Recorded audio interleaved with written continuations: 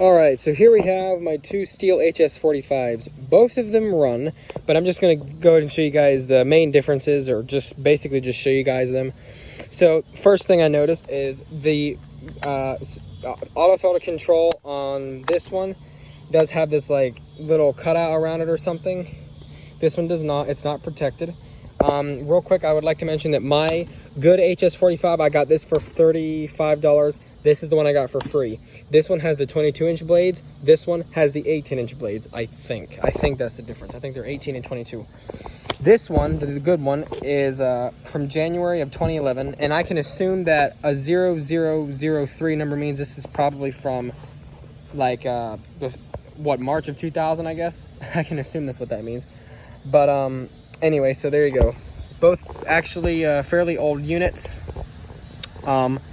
Obviously, this one is the older one.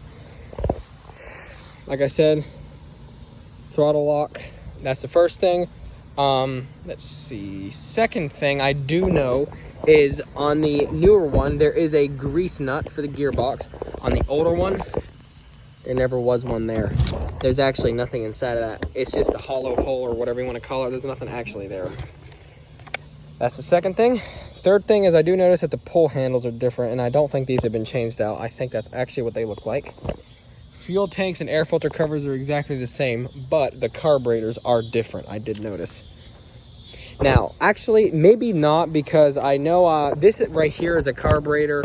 This is an OEM Stihl carburetor that actually came off of a Stihl FS80 that I actually rebuilt, but it seems to work just fine. The primer bulb plate has 4 screws on it, but for an original carb off of an HS45, the plate that holds the primer bulb down only takes 2 bolts. The plate is actually missing, and so is the primer bulb. But this unit does seem to run good off of that carburetor. It doesn't run perfectly, but that's probably because it's sucking in air and it's not helping that that's missing, obviously. So the carbs would have been the same, because the original carburetor off of this was like that. So that's that, basically. Mufflers are exactly the same. Let's see. But yeah, there you go. That's basically your 11-year difference between the two. And it's funny though, I didn't realize that the HS45 has actually been around for that long. I actually just didn't know that. And I also didn't know that they also made an HS45 with a longer set of blades, 22 instead of just regular 18. Now, I guarantee you that when I go to wash these are actually probably not that rusty. They're just really just dirty, I guess. So, because like, look at these, for example. These ones are actually in pretty good shape. I cleaned them up. They're still pretty shiny. So, yeah. Start them up real quick.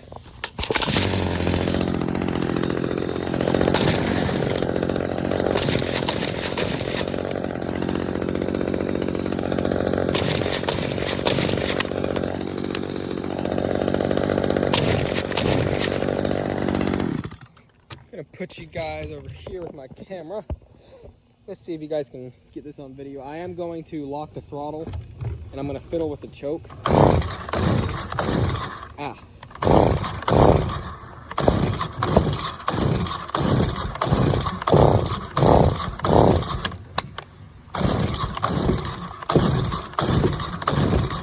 That's funny, guys. I'll tell you what, this thing was definitely running. Sorry it's not starting now, but it was just running earlier. Again, like I said, that is definitely not helping.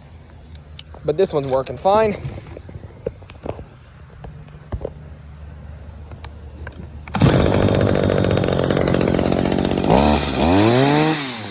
It is definitely cold-natured, I will say that.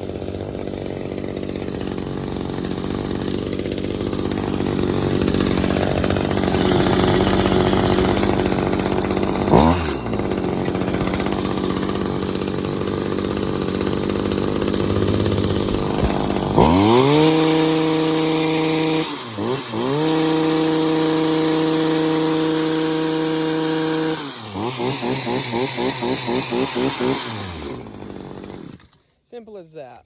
One other thing I will say, but this is actually my fault, is the bottom fuel line on basically every Stihl HS45 in existence, or basically I would say it's any of the older Stihl engines, like, you know, if you take like the BG55s, those series leaf blowers, for example, or the FS55 blowers or trimmers, and stuff like that. I know they do have these green fuel lines here on the bottom.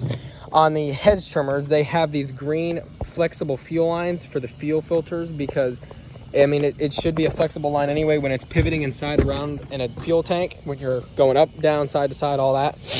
On this HS45, it did have that that fuel line, but I actually ripped it by accident when I was trying to take it out, because I was going to replace the fuel filter, and I actually ripped the fuel line when I took off the fuel filter because it was stuck on there for so long. Not really a big deal. I just took some new Stihl fuel line and 2 OEM grommets, and it doesn't have the flexible line anymore, but it's not really a huge deal because it still works perfectly fine on it. But this one still has that line on it. It doesn't seem to be leaking. This top line, though, does seem to be leaking. Last I checked, these singular green fuel lines for these HS45s is, like, not cheap. I mean, if I remember correctly, one of them was, like, correct me if I'm wrong, but it was maybe, like, $20 or something. Insane. But other than that, really not much else to say.